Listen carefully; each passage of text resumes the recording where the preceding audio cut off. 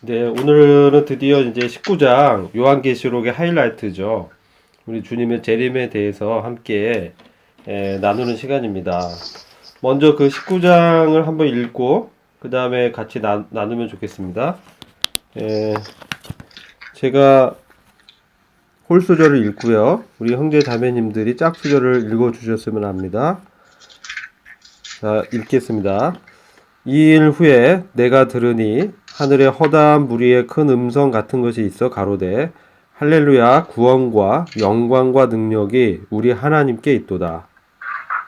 그의 심판은 참되고 의로운지라 은행으로 땅을 거룩게 한 큰 음녀를 심판하사 자기 종들의 피를 그 음녀의 손에 갚으셨다 하고 두 번째 가로되 할렐루야 하더니 그 연기가 세세토록 올라가더라. 또 24 장로와 네 생물이 되어 보좌에 앉으신 주께 경배하여 이르되 아멘 할렐루야 하니 보좌에서 음성이 나서 가로되 하나님의 종들 곧 그를 경외하는 너희들아 물론 대소하고 다 우리 하나님께 찬송하라. 또 내가 들으니 허다한 무리의 음성과도 같고 많은 물소리와도 같고 큰 우레소리와도 같은 소리로 이르되 할렐루야 주 우리의 곧 전능하신 이가 승리하시리라. 우리가 즐거워하고 크게 기뻐하여 그에게 영광을 돌리세. 어린 양의 혼인 기약이 이르렀고 그 아내가 예비하였으니 그에게 야고 허락한 세마포 옷을 입도록 허락하셨으니 이 세마포 옷은 사도들의 무릎 행위이시라 하더라. 천사가 내게 말하기를 기록하라. 어린 양의 혼인 잔치에 청함을 입은 자들이 복이 있도다 하고 또 내게 말하되 이것은 하나님의 참되신 말씀이라 하기로. 내가 그 바람에 엎드려니 그가 나에게 말하기를 나는 너와 및 예수 증언을 받은 내 형제들과 같이 된 중이니 삼가 그리하지 말고 오직 하나님께 경배하라. 예수의 증언은 예언의 영이라 하더라. 또 내가 하늘이 열린 것을 보니 보라 백마와 탄 자가 있으니 그 이름은 충신과 진실이라. 그가 공의로 심판하며 싸우더라. 그 눈이 불꽃같고 그 머리에 많은 면류관이 있고 또 이런 것이 하나가 있으니 자기밖에 아는 자가 없고 또 그가 피 뿌린 옷을 입었는데 그 이름은 하나님의 말씀이라 칭하더라. 하늘에 있는 군대들이 깨끗한 세마포 옷을 입고 백마를 타고 말을 따르더라.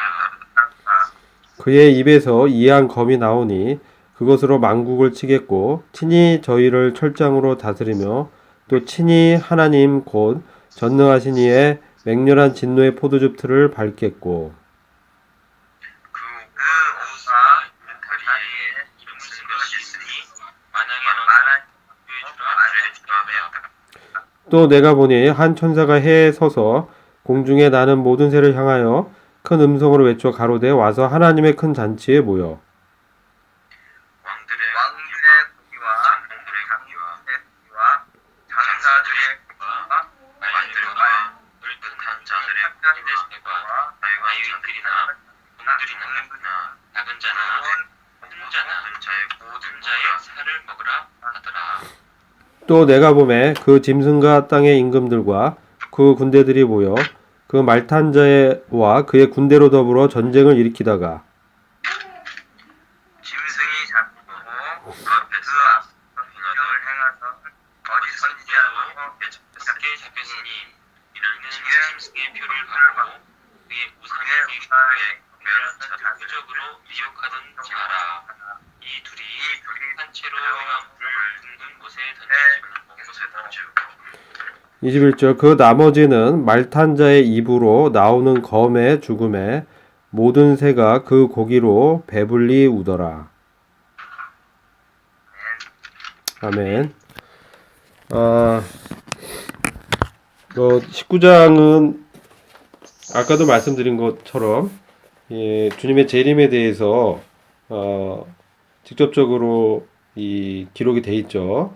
그리고 주님이 특별히 우리가 17장, 18장을 걸쳐서 그 사탄과 연합한 그 최후의 그 바벨론 제국이 심판받는 그런 말씀을 우리가 함께 지난 시간에 나눴습니다. 그래서 1절을 보시면은 그 구원과 영광과 존귀와 권세가 주 우리 하나님께 있음이 명백하게 증거되었음을 말씀하고 있고요. 2절에 보시면 이 심판의 성격이 참되고 의롭다는 것을 통해서 우리가 믿고 따르는 주 예수 그리스도의 어떠하심이 더욱 분명해집니다. 그래서 4절과 5절을 또 보시면 성도는 마땅히 주님을 경배하고 순종해야 하며 찬양해야 함을 우리가 하늘의 경배를 통해서 보게 됩니다. 이 바벨론 성의 멸망 이후에 주 하나님께서 세상 곧 오는 세상인 천년 왕국을 다스릴 것을 말씀하고 있는데요. 이를 통해 성도는 이 세상에서 주님의 다스림 아래에서 삶이 옳았음이 증명되는 것이죠.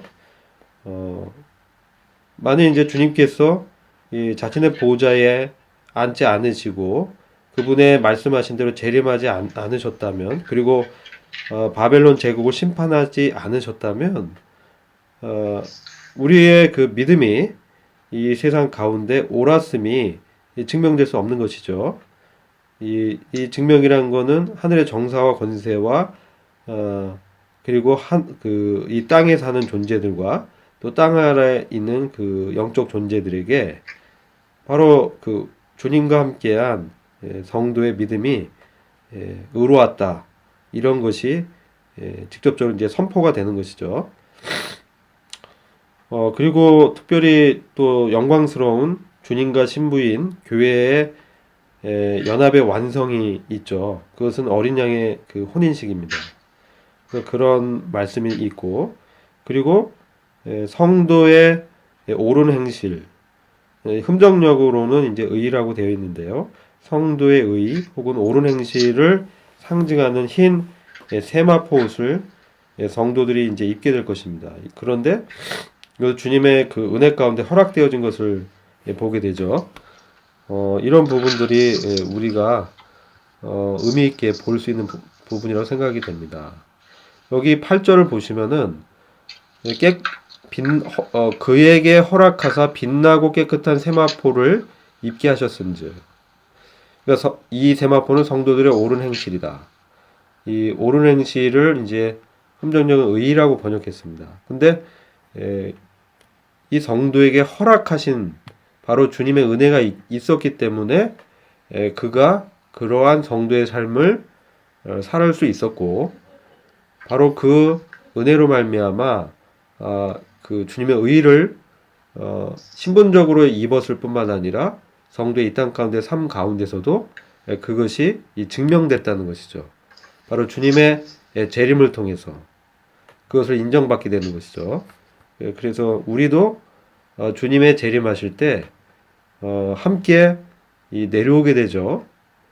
그 이전에 이 성도의 휴거가 있고, 이 19장의 이 재림은 주님의 지상 재림을 이제 말씀하는 것입니다. 그래서 주님의 이 재림이 두 가지 국면이 있는데, 첫 번째 국면은 주님께서 성도를 영접하기 위해서 이 공중에 오시는 공중 재림이죠. 그때 바로 교회가 이 불법의 비밀을 막는 그 중에 있다가 그 길에서 옮겨지게 되는 거죠. 이게 데살로니가 후서에 예언돼 있죠. 그리고 이 땅 가운데는 이제 환란이 전개가 되고, 주님께서 환란 그 기간 가운데서도 마지막 남은 자들, 바로 이제 유대인들을 회복시키시고, 그리고 그 유대인들 중에 14만 4천 명의 선택받은 이마에 하나님의 인을 맞은 이 유대인 중에 14만 4천 명이 전도를 하게 되죠. 이제 그들을 통해서 구원받은 사람들이 있고, 또 두 증인의 증거를 통해서 구원받은 이 많은 그 유대인과 이방인의 무리들이 이 환란기에 마지막 이제 구원을 받게 됩니다. 그것이 이제 거의 끝마쳐서 이제 이 땅 가운데 구원받을 이제 존재가 이제 없게 될 그때 주님은 이제 또 지상에 강림하시게 되는 것이죠. 그래서 요한계시록을 이제 심판의 책이라고 하지만 다른 측면에서 보면은 요한계시록은 하나님의 구원의 완성을 복음적으로 말씀하고 있는 것이죠. 왜냐하면은 우리 주님에 대한 것이 복음이지 않습니까? 로마서 1장에 주 예수 그리스도의 복음에 대해서 말씀하고 있고, 복음은 가스펠 하나님의 이야기죠. 바로 그분의 이야기. 역사 가운데 구원을 베푸시는 하나님의 그 역사함이 구약부터 신약까지 쭉 전개되고, 창세기에서 시작된 이 죄가 요한계시록에서 결말을 맞게 되죠. 그런 부분들이 이제 마지막 하나님의 구속의 섭리 가운데서 몸의 구속이 이제 있고, 이 세상의 구속, 즉 이 능력에 의한 주님의 구속이 완성이 됨으로 하나님의 구원의 이 경륜이 완성이 되고 이제 천년 왕국에 들어가게 되는 것이죠. 그래서 이것이 저희가 이제 믿기에 성경적이라고 분별하는 전천년설이라고 합니다. 이것은 뭐냐면은 환란기 전에,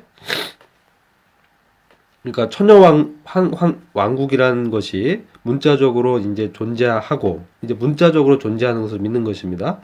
요한계시록 그 20장을 보시면 천년 왕국이 6번 언급됩니다. 그래서 이것을 영적으로 해석하는 분들은 그 하나님의 그 천년 왕국이 이 가시적인 지상의 정부의 형태로 나타나는 것이 아니라 그것이 영적인 의미고, 지금이 바로 이제 바로 하나님의 그 천년 통치의 기간이다라고 영적으로 해석하는 분들이 있습니다. 그는 천년이라는 이 하나님의 그 문자적 기록을 그대로 이제 믿지 않고 그냥 그 어떤 기간으로만 인식하는 것이죠. 왜냐면은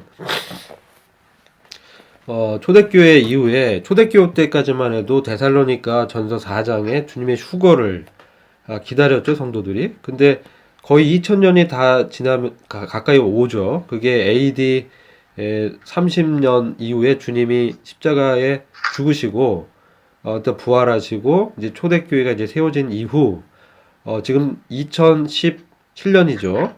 그렇게 따지고 보면은 사실 2000년은 다 꽉 안 찼지만 거의 2000년이 가까웁니다. 이 기간 동안에 그러면은 어떤 그 주님의 섭리가 있었냐? 바로 교회 시대. 교회가 이제 부르심을 입고 이 마지막 이제 가장 하나님의 경륜의 최종 결정판이죠. 이것이 사실 창세 이전, 태초 이전, 즉 주님께서 세상을 창조하기 전부터 심중에 품었던 이 교회를 마지막에 완성하시는 것이죠. 사실은 이제 그런 이제 교회를 중심으로 보게 되면은 하나님의 경륜이 이해가 좀 쉽죠. 그래서 이 전천년설 환난기 이전에 환난이 제가 잘못 말씀드렸습니다. 환난기 이후에, 즉 전천년설이라는 거는 주님의 휴거가 천년왕국 그 전에 있다는 거예요. 그 환난기 전 휴거와 이 연결이 되는데, 그 환란기 전 휴거. 그래서 휴거가 환란기 전에 있고, 천년왕국은 주님의 이 휴거 사건과 주님의 그 심판, 즉 7년 대환란 이후에 이제 천년왕국이 이제 시작된다는 것이 전천년설 혹은 환난기 전 휴거설이라고 합니다. 근데 문자적으로 이 천년왕국을 인식하면 그대로 이제 그 분별이 보다 성경적이라고 믿어지는 거죠. 근데 그렇지 않고 이제 구원은 받았지만 저희가 분별이 다른 분들은 이 무천년주의 또는 이제 환난기 천년왕국 이후에 환난이 있다는 후천년설을 이제 믿는 거죠. 그래서 이걸 믿는 분들은 이제 이 천년왕국을 영적으로 보거나 우리처럼 문자적으로 보지 않고, 또는 있어도 천년왕국이 끝난 다음에 주님의 재림이 있다 이렇게 믿기 때문에 우리하고 좀 분별이 다르죠. 근데 저희들이 믿기로는 이제 문자적으로 성경을 먼저 보는 것이 보다 안전하고 성경적이라고 믿는 것이죠. 왜 그러면 사람들이 이렇게 분별을 해왔냐? 그것은 아까도 이제 말씀드리다가 말았는데 이 교회 시대 2000년 동안에 주님의 이 재림이 없었다는 거죠. 그렇게 성도들이 기다리고 사도들이 주님의 재림이 곧 가까웠다라고 했는데 주님의 재림이 없으니까 이 천년왕국이라는 것을 영적으로 이제 해석을 한 거예요. 그리고 가장 근본적으로는 거는 세대주의적인 성경의 이 성경을 이제 해석하는 이런 것을 이제 저희가 이제 세대주의라고 하는데 문자적으로 이렇게 받아들이는. 근데 여기서 보면은 이 우리는 이방인과 유대인을 구분합니다. 그래서 이방인과 유대인은 다르다. 즉 이스라엘과 그 이방인은 다르고 또 하나님의 교회도 다른 존재로 이렇게 인식하는 겁니다. 근데 무천년주의라든지 후천년설은 그렇게 믿지 않고 이 바로 이 이스라엘이 이 영적으로 이 교회다. 그러니까 이 교회가 영적인 이스라엘이다. 그래서 이것을 하나로 보는 것이죠. 그래서 이 교회에 대한 이 경륜이 교회에 대한 경륜을 우리처럼 보지 않기 때문에 결국은 교회가 환난을 통과하는 것이죠. 왜? 영적인 이스라엘로 보기 때문에 이스라엘은 이제 유대인이잖아요. 유대인은 환난 기간 동안에 회복이 되고 마지막에 구원을 받기 때문에 이것이 이제 교회로 이렇게 대체해서 보기 때문에 교회가 곧 영적인 이스라엘이다. 이렇게 보기 때문에 교회는 곧 환난을 통과한다. 이렇게 보는 이제 분별을 할 수밖에 없는 것이죠. 그렇게 되면은 휴거 사건도 환난을 교회가 통과하고 거의 7년이 다 끝나서 어린 양의 혼인 그 시기 있기 직전에 휴거가 바로 있다가 바로 내려온다는 거예요. 바로 휴거 사건으로 올라갔다가 지상에 또 성도가 같이 내려오게 되는 이렇게 이제 분별을 하기 때문에 우리하고는 조금 다르고 교회에 대한 이 영광도 이스라엘과 영적인 이 이스라엘이 교회이기 때문에 갖게 되는 겁니다. 그리고 이제 하늘에 속한 이 성도의 교회에게 맡겨진 그 유업과 이스라엘에게 맡겨진 유업을 근본적으로 그 교회가 영적인 이스라엘로 보기 때문에 근본적으로 갖게 보기 때문에 결국 이스라엘은 이제 땅에 속한 하나님의 축복을 받게 되거든요. 그래서 땅에 그 유업을 얻게 되고 하나님께서 아브라함에게 약속한 이 가나안 땅의 그 12지파에게 기업으로 주신 땅들을 이렇게 다 소유하게 돼요. 그래서 에스겔서 보면은 그 천년왕국 시대에 땅의 그 분배가 다 기록돼 있고 그것이 이제 예언돼 있죠. 바로 이제 그렇게 보기 때문에 바로 이 영적인 이스라엘 교회로 보기 때문에 이 교회가 땅의 축복도 함께 받는다. 그래서 결국은 여기서 파생되는 게 이제 물질적인 축복 그리고 번영이 결국 이제 하나님의 교회에게 이제 축복이 있는 것이다. 그래서 이 땅에서의 축복을 구하게 되게 되는 이 번영 신학이 여기서 파생이 되죠. 그래서 이 교회가 이 땅에서의 나그네요 이방인이라는 이러한 그 분명한 이 교회의 위치와 교회의 진리를 혼돈하기 때문에 이 땅에서 잘 되는 것이 성공이고 하나님의 함께함이고 하나님의 축복이라고 보는 것이죠.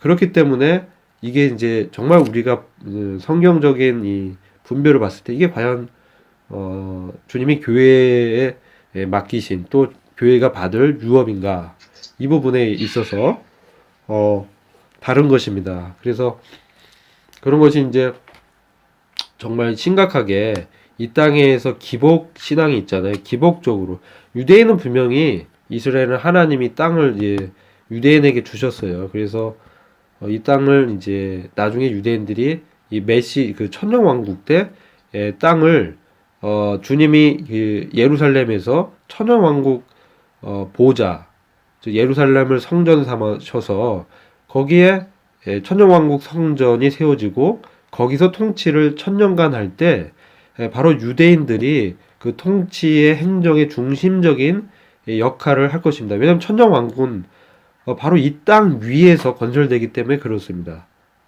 교회는 이제 기본적으로 우린 영적인 이 복을 받았고 그것은 이 땅의 축복과는 관계가 적은 것이죠. 물론 이제 성도가 땅의 축복을 받을 수 있습니다. 이게 없다는 것이 아니라 기본적으로 이 교회는 영적인 이 바로 영역의 축복, 즉 그리스도와 함께한 연합의 위치에 있기 때문에 바로 그 하늘의 우편 보좌에 앉혀진 그러한 영적인 축복을 받고 그리스도와 한 몸이 돼가지고 그리스도와 함께 왕노릇하는 것이죠. 그러나 이스라엘은 그냥 제사장 나라로 통치의 행정의 수단으로 그들에게 약속된 천년의 기간 동안에 그들이 이 다윗의 왕국을 이제 꿈꿔 오잖아요. 메시아 다윗 왕조 그때 영광을 이제 생각하면서 다윗의 후손으로 오신 그 메시아 그리스도가 그러한 통치를 회복할 것이다.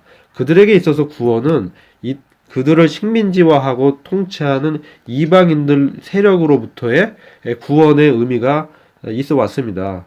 그러나 아브라함에게 약속하신 그 구원은 믿음으로 의롭게 되는 구원이고 믿음으로 은혜로 하나님의 자녀가 되고 이런 기본적으로 율법을 지킴으로 하나님께 인정받는 것이 아니라 은혜로 믿음으로 하나님께 의롭다고 용납되는 그러한 영적인 축복이 기본적으로 있는 것이죠. 근데 이 천년왕국이 마치고 나서 이제 주님의 그 백보자 심판이 이제 20장에 기록돼 있죠.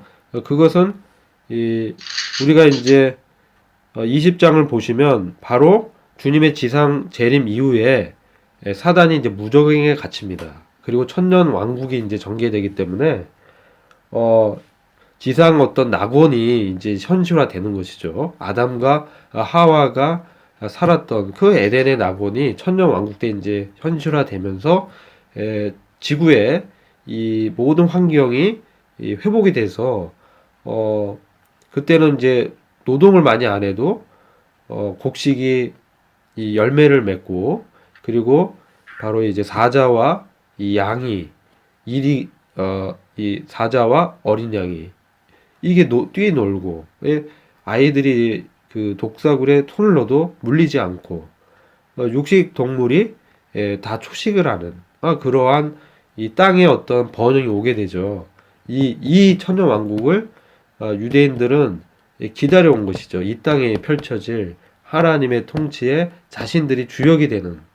그래서 주님이 오셨을 때도 이제 그 요한과 야고보의 어머니가 주님의 나라에서 주님의 좌우편에 저의 아들들을 앉혀 달라고 청탁하지 않습니까? 이것이 바로 이 땅의 어떤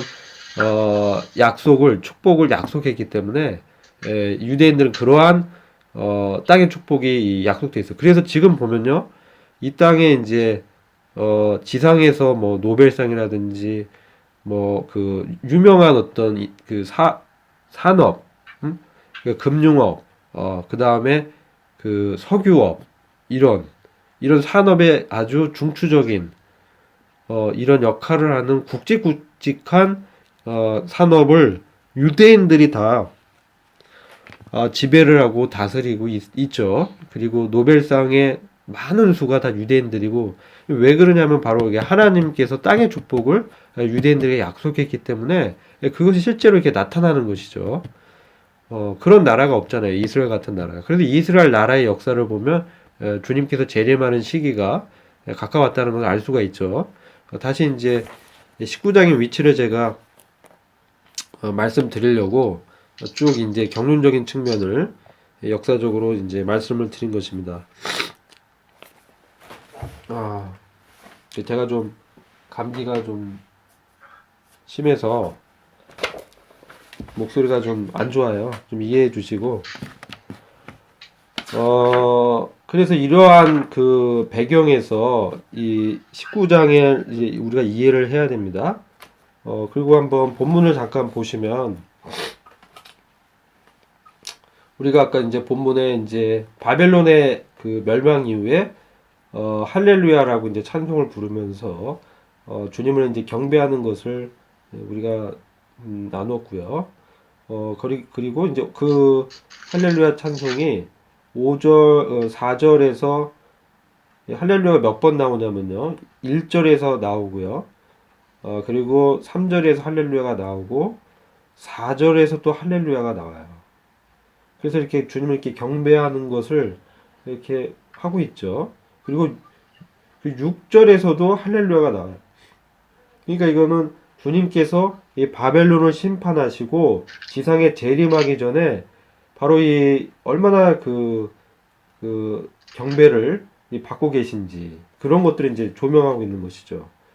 그 내용은 주님의 심판이 참되고 의롭다는 거죠. 그리고 성도들을 다 신원해 주시고 그렇기 때문에 성도들이 주님을 이제 찬양을 이제 하는 그런 모습들이 있고 이 성도들만 이제 찬양하는 것이 아니라 4절 보시면 24 장로 교회 대표 이들도 지금 하늘에서 주님께서 지상의 그 심판과 이런 걸 통해서 어떻게 구원을 완성시켰는지 이것을 이제 또 찬양하는 것이죠. 그게 이제 4절에 또 내 생물도 보좌 앉으신 하나님께 찬양을 드리는 것이 기록되어 있습니다. 그리고 6절을 보시면은 바로 그 주님의 이제 통치를 찬양하죠. 할렐루야 전능하신 주 하나님께서 통치하시도다. 이렇게 이제 말씀하고 드디어 7절부터 어린 양의 혼인식을 말씀하고 있습니다. 근데 여기서 어린 양의 혼인식에 성도들이 입을 세마포 옷을 이제 말씀하면서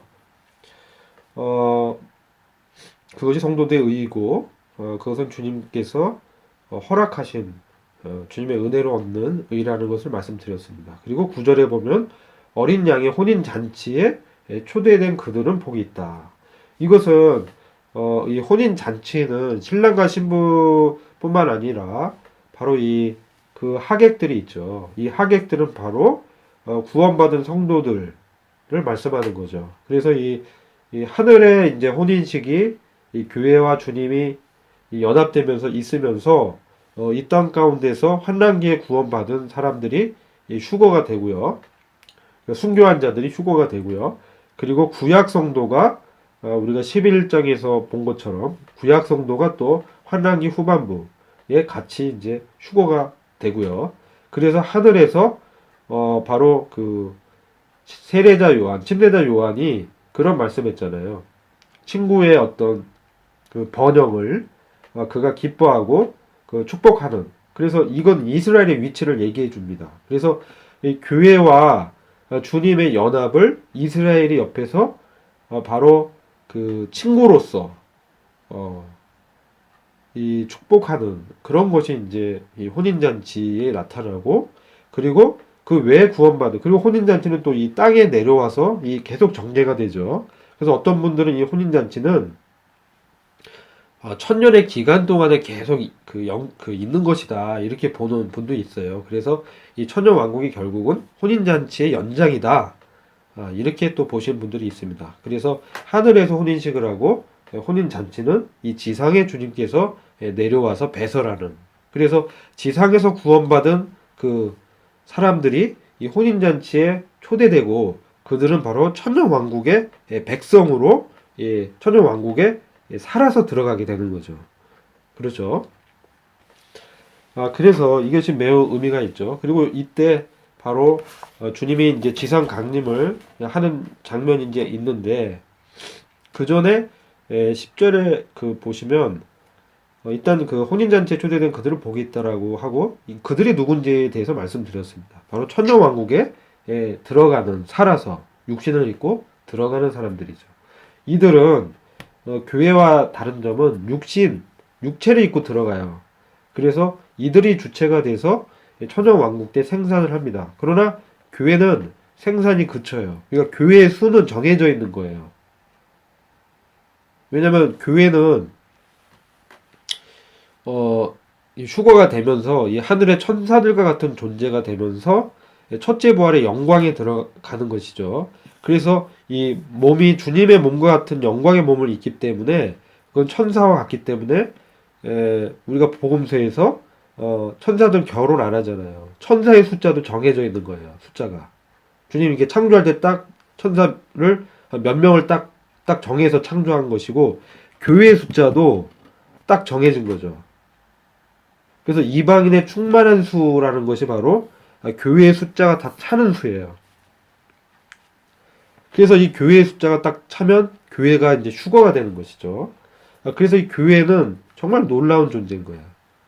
그런데 이 교회와 함께 영광스러운 옷을 입는 주님의 통치에 참여하는 존재들이 20장에 이제 전반부에 이제 기록돼 있어요. 그거는 이제 20장 할 때 말씀드릴 것이고 첫째 부활의 영광에 들어갑니다. 근데 살아서 육신을 입고 들어가는 존재들은 첫째 부활이 아니고 그냥 육체를 입고 그 당시 살아있는 사람들이 구원받아서 들어가는 거예요. 또 유대인들 중에 남은 자들이 구원받아서 들어가는 그런 관계로 이해하시면 되죠. 그래서 그들을 교회가 다스리는 것이죠. 그리고 그 행정의 중심은 이스라엘의 맡게 되는 그러한 이 역할이 좀 다르다는 거죠. 이것이 이제 이방인과 유대인과 하나님의 교회를 나누어서 그들에게 대한 하나님의 섭리가 다르다고 보는 세대적, 경륜적 분별에 아주 중요한 기초가 되는 것이죠. 그래서 성경을 이렇게 안 보면 이 종말에 대한 주님의 계시가 해석이 안 돼요. 왜냐면 영적인 해석을 하기 때문에 이 교회와 이스라엘을 헷갈리기 시작하면 성경 전체가 흔들려 버려죠. 그래서 이건 난해 구절이다, 뭐 알 수 없다 이렇게 하는데 분명히 이 경륜이 다르다고 보는 것이 이 문자적인 해석을 취하는 저희들의 분별입니다. 그게 저희 믿음이죠. 그래서 아주 특별한 것이죠. 그리고 구약 성도 중에서도 휴거되는 사람들이 있어요. 그것은 우리가 20장에 이제 저희가 할 때 좀 다룰 것입니다. 근데 오늘은 19장이기 때문에 그래서 이제 10절을 보시면 그에게 경배하려고 그의 발 앞에 엎드리니 내게 말하기를 그가 내게 말하기를 보라 그리하지 말라 나는 예수의 증거를 가진 내 형제들과 같은 동료 종이니 이렇게 말씀하고 있어요. 그래서 이것은 이 천사조차도 바로 동료 종이라는 것이죠. 천사가 바로 성도의 경배를 받을 수 없다는 것이죠. 우리가 경배를 드릴 대상은 주님이라는 것입니다. 유대교는 이제 천사를 숭배를 하죠. 하늘의 어떤 전사로 천사를 굉장히 하나님의 대리자 이렇게 보기 때문에 되게 중시하지만 우리 교회에게 있어 천사는 구원 얻을 후사를 돕는 존재죠. 그렇게 보기 때문에 이 천사적인 이 영적인 존재에게 절하는 것은 합당하지 않고 하나님께 경배하라고 오히려 말씀하고 있어요. 그리고 여기서 보라 그리하지 말라 나는 예수의 증거를 가진 내 형제들과 같은 동료 중이니 하나님께 경배하라. 이는 예수의 증거가 예언의 영이기 때문이라. 이것은 예수님에 대한 증거가 바로 이 대언의 핵심이란 얘기죠. 그래서 우리가 말씀을 대언한다라고 하잖아요.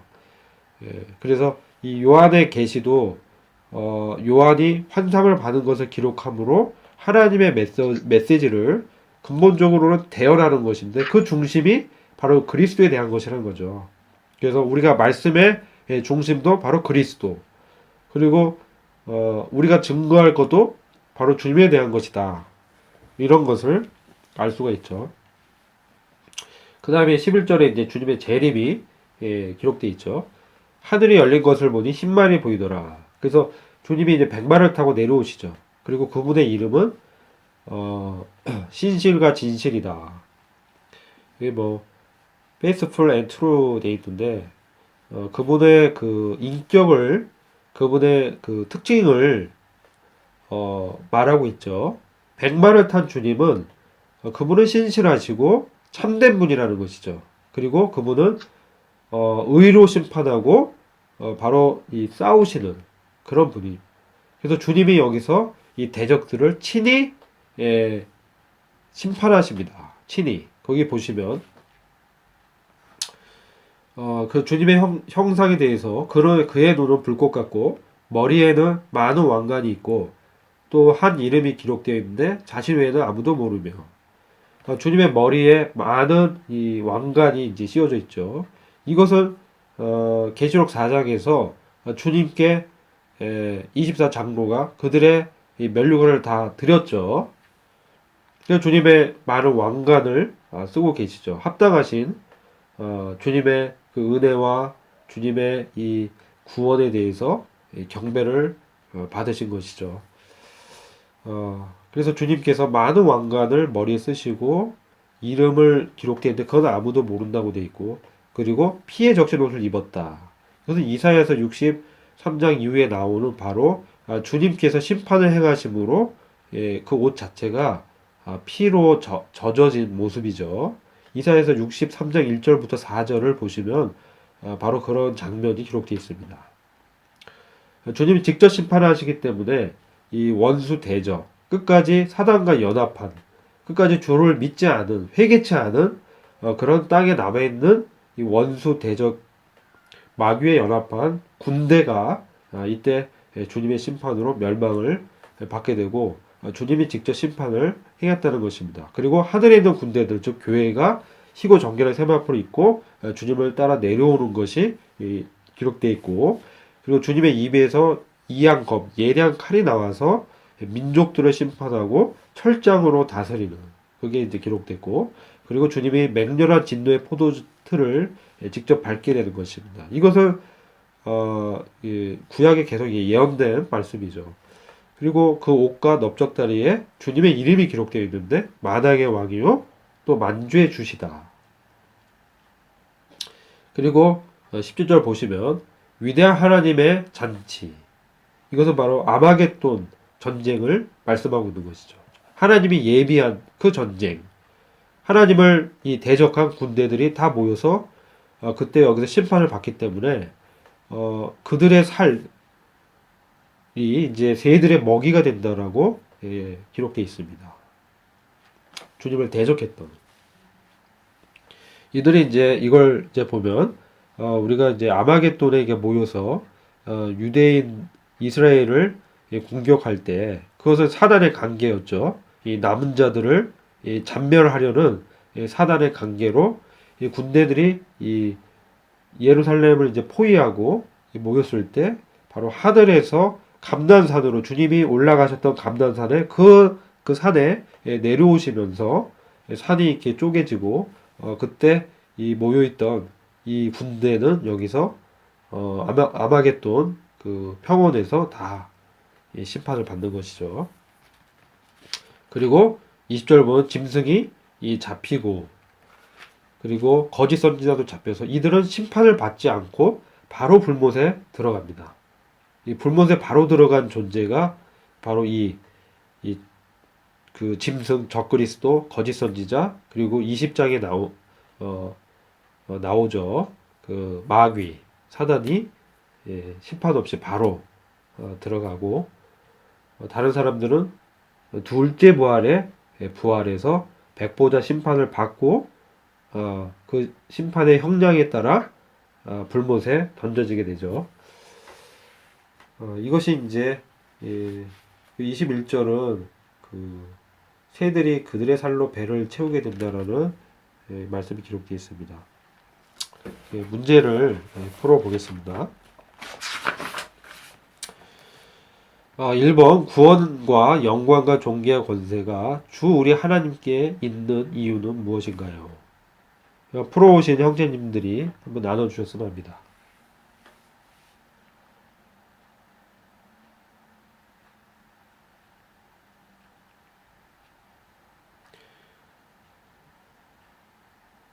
아무도 안 풀어오셨어요? 네?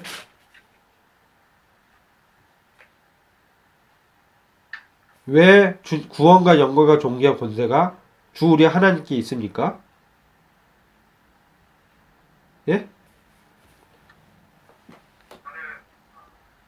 크게 얘기해 주세요. 주님의 심판만이 예, 그렇죠. 2절에 이는 왜냐하면 그분의 심판이 참되고 의롭기 때문에. 그리고 또 있죠. 에, 그 바벨론을 심판해서 종들의 피를 신원해 주셨기 때문에. 두 가지이죠. 주님의 심판이 참되고 의롭고, 그래서 그분은 우리의 경배를 받기에 합당하시고, 바로 성도의 피를 주님이 다 갚아주셨다. 왜? 성도를 주님께서 동일시하시기 때문에. 그렇죠. 성도의 고난과 핍박을 주님의 핍박과 고난으로 보시기 때문에 그들은 바로 주님을 대적하고 핍박한 것이죠. 그래서 그 신원의 의미가 있죠. 그러니까 하나님의 구원은 마지막에는 대적자를 이 땅에서 다 제거하는 거죠. 그래서 그들을 완전히 이 땅에서 제거하고 주님께서 새로운 왕국을 이 지상에 건설하시는 것이죠. 2번 성도들의 입는 흰 세마포 옷은 무엇이며 이것을 주님이 허락한 것으로 말씀하고 있는데 이를 통해 얻는 교훈은 무엇입니까?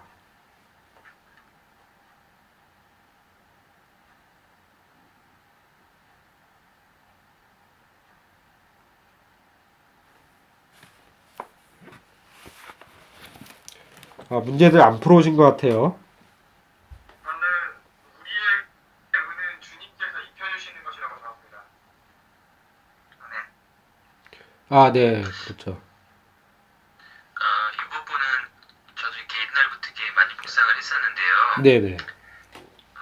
그러니까 이제 우리 성도들이 이제 어떤 우리의 행위로 이렇게 무엇을 한다는 것 자체가 또 그것을 통해서 이제 주님이 이제 영광을 받는다는 자체가 이제 지난번에도 예전에 이제 제가 이제 묵상했던 것처럼 이 우리한테서 나오는 게 아니라 다 주님으로부터 받아서 우리 자신을 이렇게 가리우는 그것을 주님이 주셨다는 거. 그러니까 우리한테서 나온 어떤 이런 것이 아니라 주님께 우리가 구했을 때 믿음으로 구했을 때 주님께서 은혜로 저희들에게 베풀어 주신 거.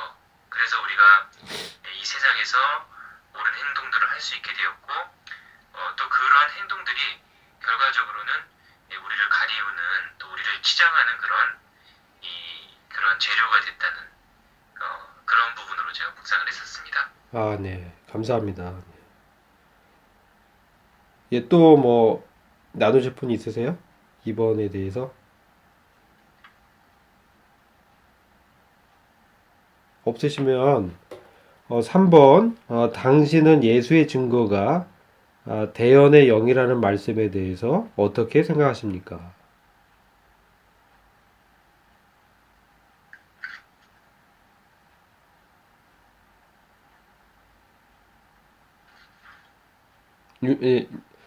영국 형제님 한번 말씀해 보시죠. 예수의 증거가 대언의 영이다.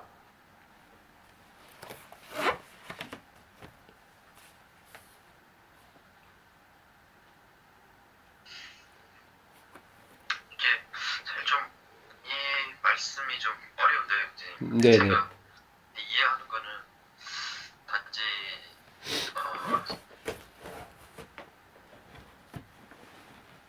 성령께서 그냥 성도를 사용해서 이렇게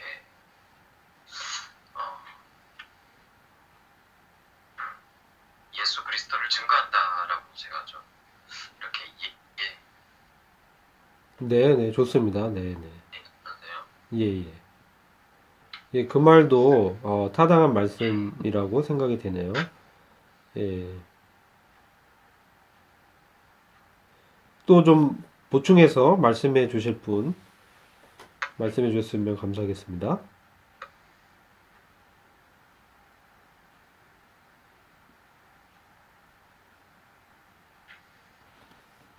예수의 증거가 뭘까요? 먼저 예수의 증거를 알아야 되잖아요. 예수의 증거. 예수의 증거는 여부 지저스인데 네네. 그거를 이제 보통 스몰 테스티모니 하면은 보통 사람들이 간증 이런 말로 많이 쓰더라고요. 네네네. 그래서 예수님의 증거라고 하는 거는 예수님께서 우리한테 예수님이 특별히 이제 지상에 계시면서 행하셨던 모든 일들, 또 우리에게 보여주셨던 여러 가지 일들, 또 우리 주님의 모든 사역과 모든 것들, 이것을 이제 예수님의 증거라고 얘기할 수 있을 것 같습니다. 네네네. 예. 이 말씀이 좀 이제 이해하기가 좀 쉽지 않은 부분이긴 해요. 상효 형제님 말씀을 참 감사드리고요. 잘 이렇게 풀어서 얘기해 주셨는데, 이제 예수 그리스도에 대한 증거죠. 예수 그리스도의 증거가, 이게 이제 힌트는 보시면은, 10절을 보면은, 지금 요한이 바로 지금 내가 그에게 경배하려고 그의 발 앞에 엎드리니 그가 내게 말하기를 그리하지 말라. 나는 예수의 증거를 가진 내 형제들과 같은 동료 종이다. 이렇게 말씀하고 있죠. 그래서 지금 이제 환란 중간에 있죠. 환란 중간에 바로 이제 예수님에 대한 증거를 이렇게 가진 어떤 형제들이 있죠. 그들과 같은 동료다. 다만 이제 종이다. 우리가 하나님을 경배해야 된다. 이렇게 말씀하고 있는데, 우리가 그러면 환란기, 이게 계시록이고, 그리고 이제 환란기에 주님의 증거를 가졌다라는 게 어떤 의미입니까? 특별히 요거를 우리가 한번 생각해 보면요. 지금 환란기에 지금도 마찬가지지만 환란기에는 특별히 예수의 증거를 갖는다는 게 참 어렵잖아요. 예? 그 한번 생각해 우리가 이 환란기에 이제 유대인들이 이제 환란을 통과하게 되죠. 그리고 이방인 중에서도 어, 휴거되지 않고 남아 있는 사람들이 있을 거예요. 근데 그것은 뭐냐면 어, 그럴 때 예수의 증거를 가졌다라는 것은 일단 뭐 구원을 받아야 되는 거죠. 그죠? 예수의 증거를 나타내려면 구원을 받아야 되잖아요. 그래야 예수님에 대한 증거를 어, 가졌다라고 얘기할 수 있겠죠. 그러면 뭐냐면은 지금 어, 뭐 이전에도 암흑기에도 핍박을 받는 사람들이 있었어요. 이제 그 사람들을 보면은 지금 나타나는 보여지는 그 상황들은 예수님이 부활하지 않았고 하나님의 아들이 아니다. 이 세상을 봐라.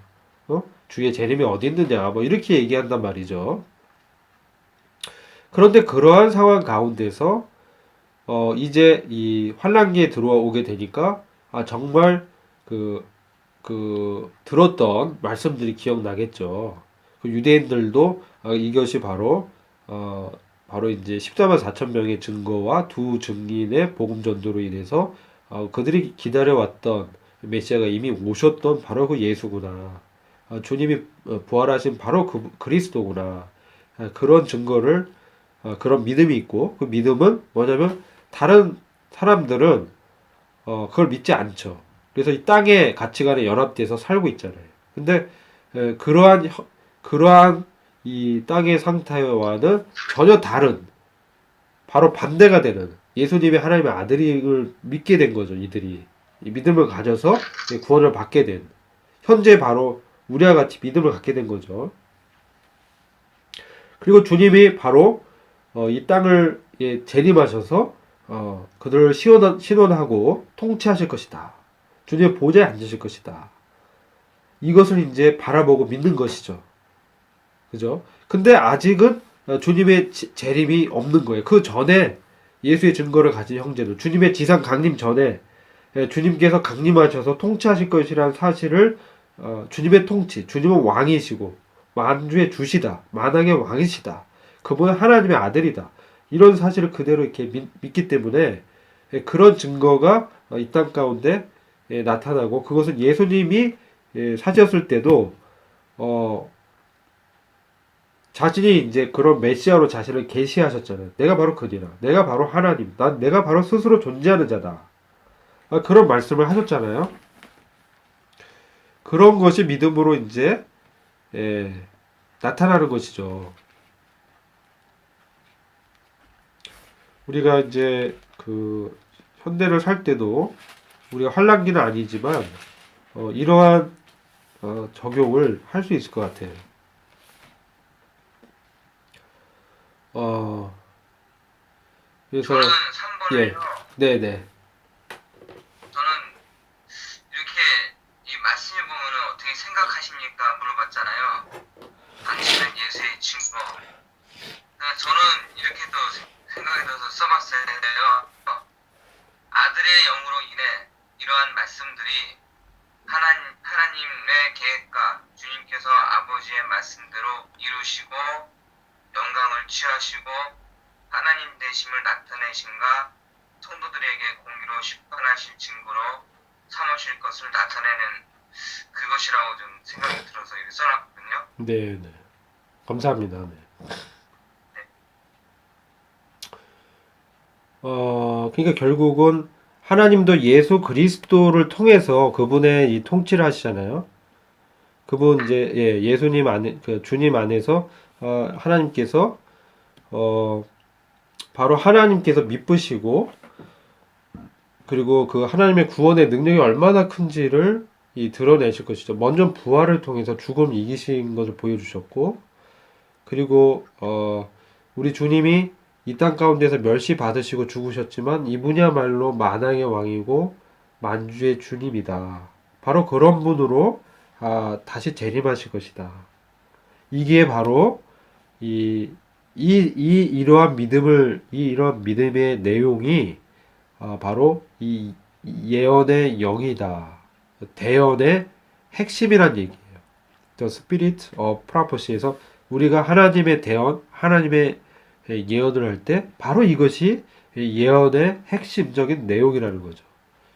바로 이것을 통해서 예수님의 증거를 바로 주님의 통치가 이 땅 가운데 나타나리라는 믿음인 거죠. 그래서 요한일서 5장 1절 4절 보면 이 세상을 이긴 이금은 이것이니 곧 우리의 믿음이라. 예수 그리스도께서 하나님의 아들이라는 것을 믿는 자가 아니면 누가 세상을 이기겠느냐.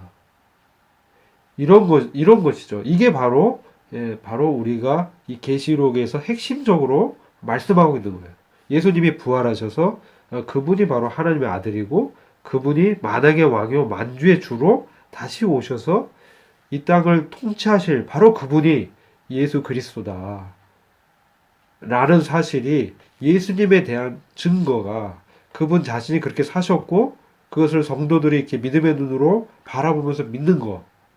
이것이 우리가 바로 이 우리의 말의 중심이고 예언의 핵심적인 내용임을 예수의 증거가 예언의 영이다. 대언의 핵심이다. 라고 말한다고 이렇게 보고 있습니다. 3번은 그래서 되게 중요하기 때문에 말씀드렸고요. 4번을 좀 보시면 계시록 19장에 나타난 주님에 대해서 모두 나열해 보고 당신이 지금까지 생각했던 주님과 어떻게 다르냐 이것을 설명해 보라는 거죠.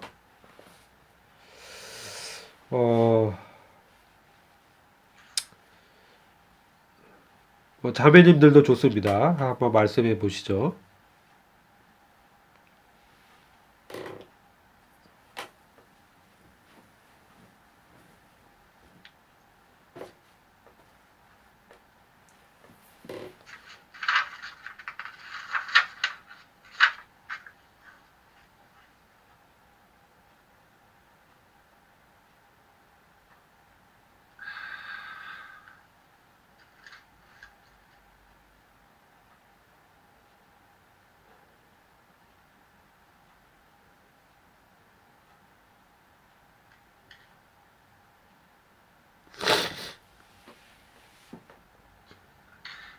계시록에 먼저 형님 먼저 하십시오. 이렇게 저는 짧게 말씀드리면 먼저 주님은 하나님께서는 정말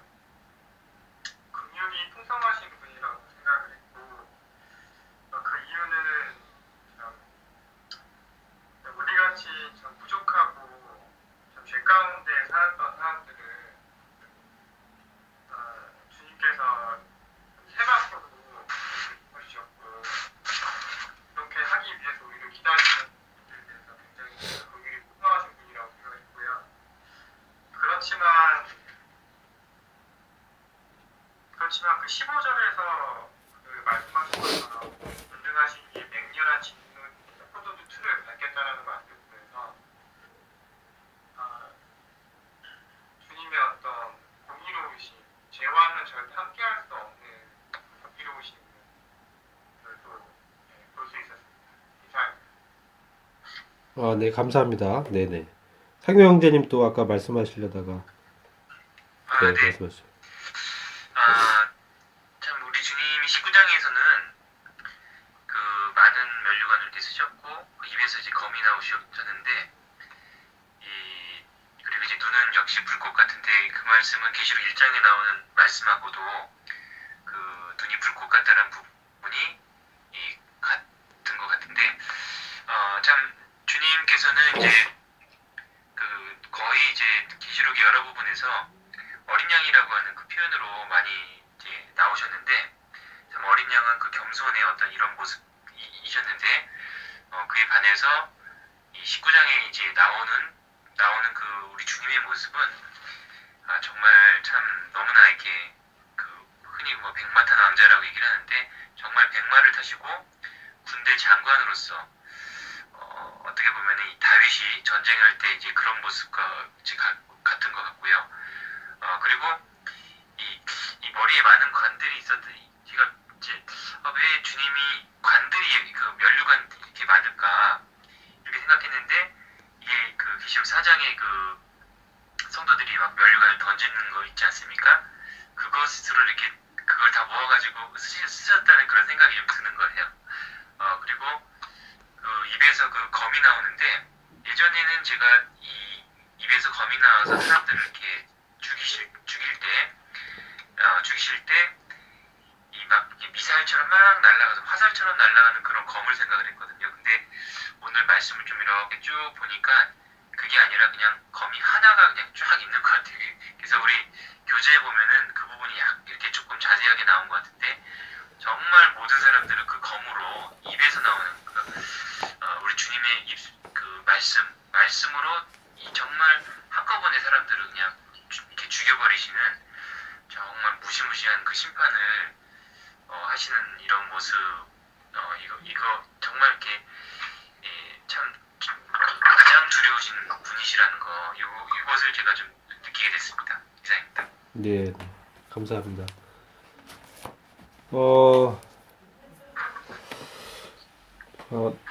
은혜자매님 뭐 얘기 좀 해보세요. 오랜만에 등장하셨는데. 저는 항상 복음서에서 보는 예수님의 모습이 더 익숙해서 뭔가 계시록을 볼 때는 항상 되게 예수님의 모습이 되게 낯설고 좀 심판하시는 모습을 볼 때 되게 내가 너무 크신 분이시고 상상이 잘 안 되는 분이신 것 같아요. 그래서 되게 두려운 마음이 좀 더 큰 것 같아요. 계시록을 보면 내가 정말 그런 크고 두려워해야 할 분이시구나라는 것을 다시 한번 또 느끼게 되는 것 같아요. 좋습니다. 네, 감사합니다.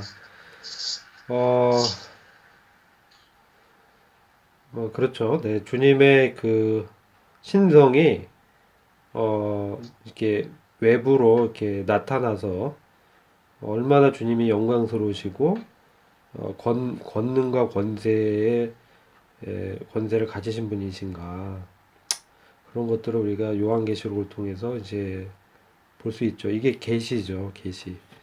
주님께서 요한을 통해서 우리한테 보여주시고자 하는 주님에 대한 모습들이죠.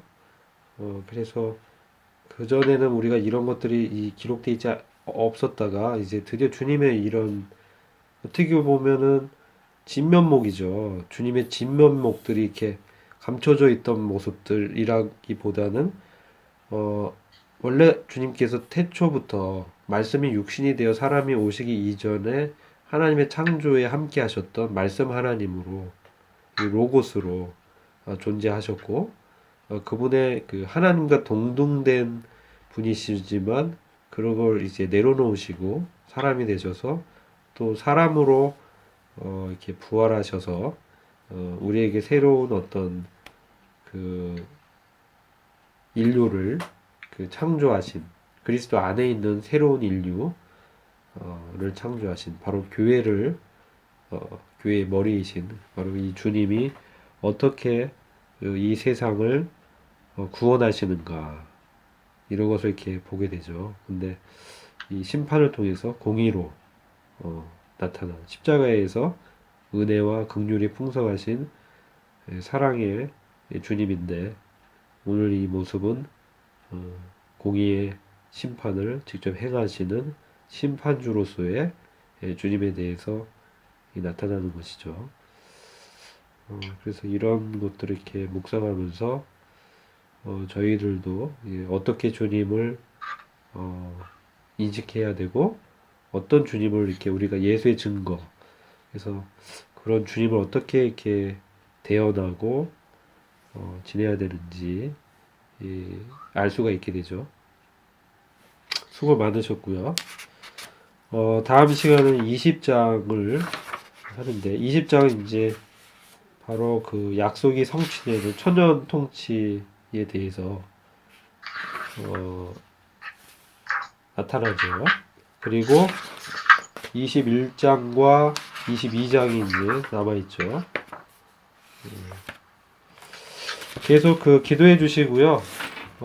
주중에도 이 시간 되실 때 한번 이렇게 말씀을 이렇게 읽어보시고, 묵상해 보시고, 그리고 또 서로를 위해서 우리가 또 기도하고 했으면 좋겠습니다. 우리가 이 기도가 없이는 우리가 성경 말씀이 정말 예수의 증거가 우리의 삶 가운데 나타날 수 없음을 경험하게 되죠. 그래서 성도를 위해서 기도하고 성도가 이렇게 회복이 되고 성도가 죄를 이기고 그리고 이제 믿음으로 잘 살 수 있도록 서로를 위해서 같이 또 기도하는 한 주가 되기를 또 소망하게 되죠. 감사드리고요. 우리 형제님들 중에서 마지막 마무리 기도를 해주시고 오늘 시간을 마치도록 하겠습니다.